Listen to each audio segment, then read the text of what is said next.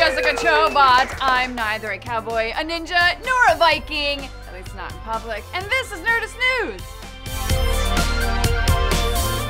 Only just a few years ago, Chris Pratt was the sorta chubby, affable character actor you like to see pop up in your favorite TV shows, but these days, he's a rippling slice of action hero man-meat, keeping his jokes carefully contained between bouts of guns shooting and girls smooching.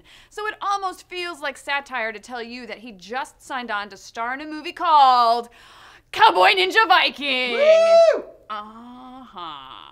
But worry not, Fa-Pratix. This movie actually sounds really awesome. Based on the graphic novel by A.J. Lieberman and artist Riley Rossmo, COWBOY NINJA VIKING tells the story of a government-trained assassin with multiple personality disorder whose three sides are programmed with the skills of you guessed it, cowboy, ninja, and Viking.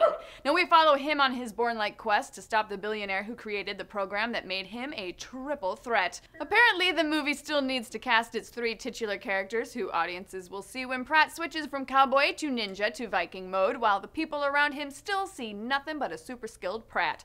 Want to guess whether this will be played for comedic effect? Turns out our fan favorite Dan Casey is a cowboy, ninja, Viking expert.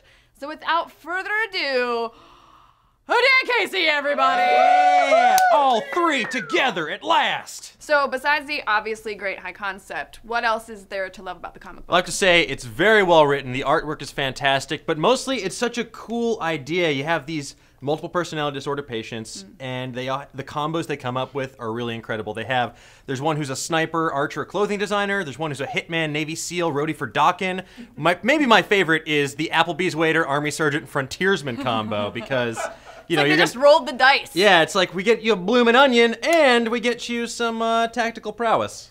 Yeah, I love it. So who should they get to direct it? Who's your favorite director possibility? Well, considering they have the Zombieland Deadpool duo of Rhett Reese and Paul Wernick, who I love, by the way, I think it would be great if they paired them with their Zombieland director, Ruben Fleischer, or Attack the Block director, Joe Cornish, because how freaking awesome would that be? Oh, and you know what?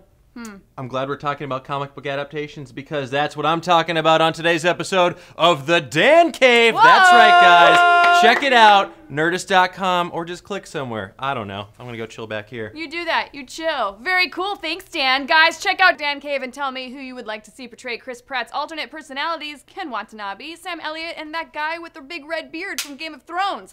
Let me know in the comments below. Click on Background Dan to subscribe to the Nerdist channel, find out how the president chooses which turkey to pardon in the violently hilarious Gobble Games that I was in with Dan, and head on over to Nerdist.com for all your Nerdist news. Gobbling on out of here.